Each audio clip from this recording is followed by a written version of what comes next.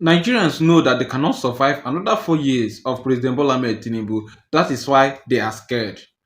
Hello everyone, please pay serious attention to this video, and if this is your first time coming across our channel, welcome to NAIJA Prince News. Please do us a favor by clicking on your subscribe button and on your notification bell so you will be the first to receive every update that we share in this platform. Alright, a lot of concerns Nigeria are beginning to question why is the APC scared of the opposition. Well, in this video, you will find out the reason why the APC are scared of the opposition coming the 2027 general election.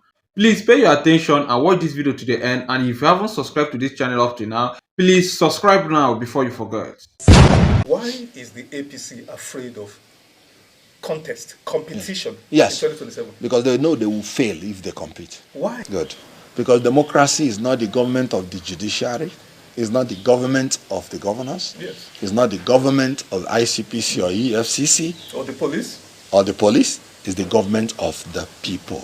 And they don't have the people. And they have this inkling that the people are willing to defend their mandate from what they have experienced. They know that no citizen in the whole world will agree to pay 1,400 naira per liter of fuel when this government met it at about 195 naira per liter. They know that no citizen will pay such huge transportation costs to go to the cubicle to vote for Tinubu.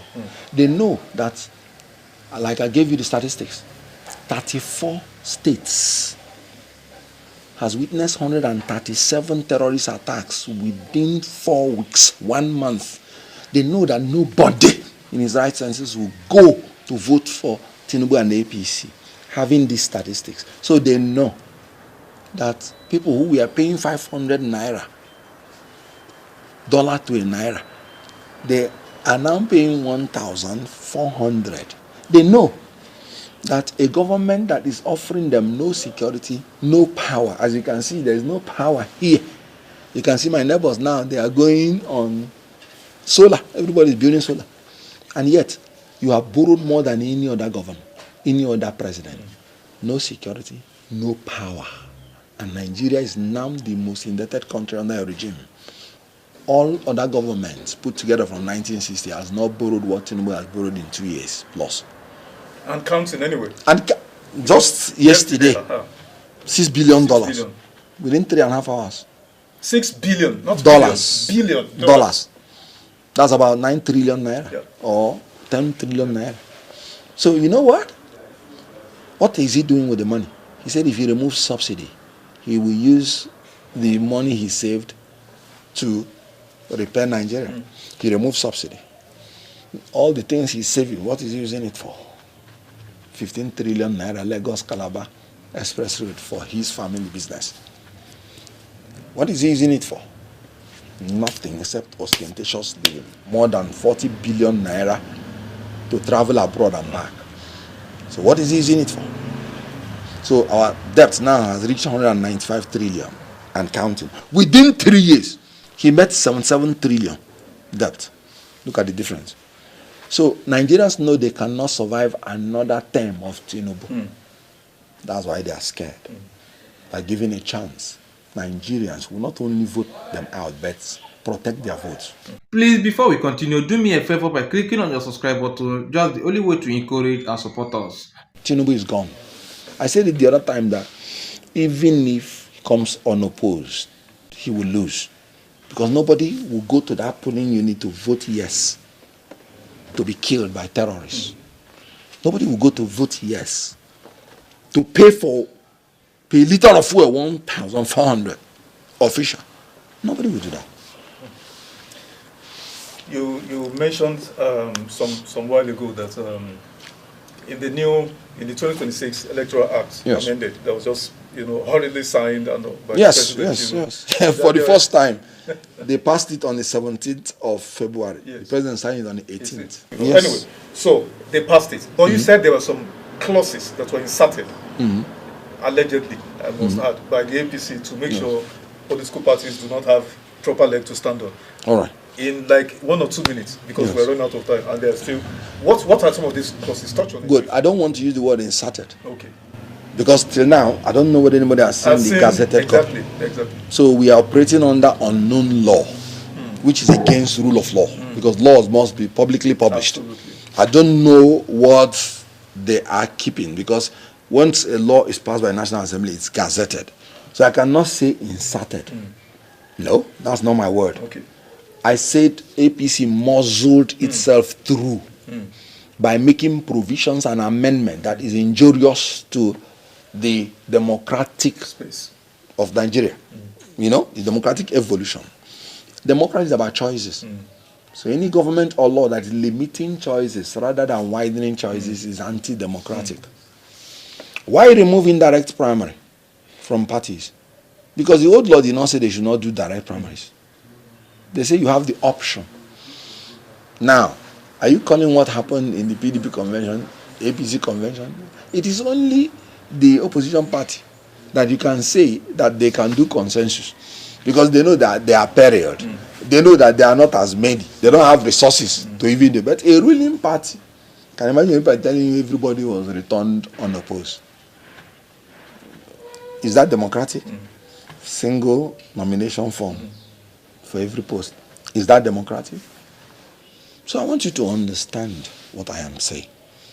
That the Electoral Act, the reason Mike Igini says the worst, is that it is rather anti-democratic rather than deepening democracy. What is the proviso in the electronic transmission of results?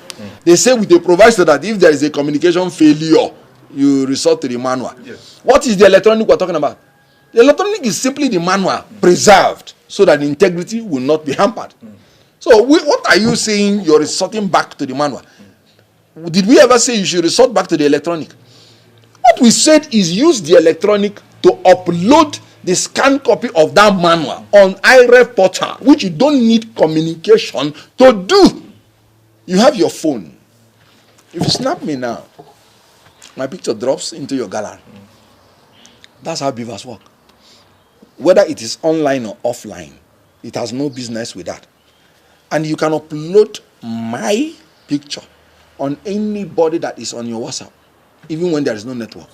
Then when network comes in, the picture downloads. This is what Professor Yakubu explained. So how on earth will somebody put that proviso, if not with an intention to manipulate election? Because it's useless. Because there's no way network will affect your uploading, because Beavers is used offline. The same Beavers that is used for accreditation, offline, and there is no problem. That's an electronic process. The same Beavers, do you need network to snap? The camera there is inbuilt.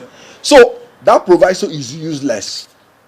The only value for it is to allow APC to rig election, so that when they go to court, they will tell courts that the law gave them chance to use the manual. That's all. So any presiding officer that is telling you he cannot upload, then the process is rig and die. Okay, so He is trying to conduct a civilian coup against the will of the people. And the people there in the station have the right to use reasonable force to compel him to upload it, because he doesn't need network. So any presiding officer that tells you he can't upload it, he wants to rig your election. According to Professor Mahmood, with all his technical glitch. even backed up by the NCC, National NCC said Nigerian it, Communications Nigeria Society of Engineers said it. So what authority is the presiding officer giving you that there is network failure that will make him not upload? Upload a picture. So nobody should give us that excuse. That proviso is worthless and useless in law. And any court of law that knows what they're doing will say that this provision is worthless and useless. All right, we are all hear what Kenneth Okonkwo had to say. Meanwhile, before you ask, Kenneth Okonkwo is a former Nollywood actor, a public affair analyst or lawyer, you can call it anyway. So, and now he's also a politician. And if you might know, he's also part of the NWC of the ADC. So, from the instance we are today now, ADC is still a formidable opposition that is standing against President Bola Ahmed Tinubu and the APC entirely. That's number one. And two, we could all hear his own point of view. But in addition to everything, you see, ADC are so scared because they know that for the past 12 years now, or 10 years, let's just say 10 years now, that the APC, they have failed to deliver one thing, which is security. Yes, security has been the one thing that this party, this administration, this government, this APC entirely have been promising the Nigerian citizen for the past 10 years now. And yet, they have never shown an atom that, no atom of evidence that shows that they are even trying. Talk more of that, their insecurity is overwhelming them. That's the simple truth. This government have failed in security and infrastructure. Then when it comes to power, that they have already promised, especially this government in particular, made it in his campaign that after, if he didn't deliver in power, just in 4 years, that he's not coming about second term. And even though he come for the second term, nobody should vote for him. And yet they are still planning and wishing that they can find themselves in the government. Well, I don't know how possible that will be, but I think that a lot of Nigerians have said that will be over their dead body, that they will be alive to see this current administration return back to power. And I don't know if you're also part of those meaningful Nigeria who have already sworn upon this. Share your own opinion in the comment section, and if you haven't subscribed up to this point, please do me a favor by clicking on your subscribe button, because that's the only way to encourage and support us. Thank you and God bless.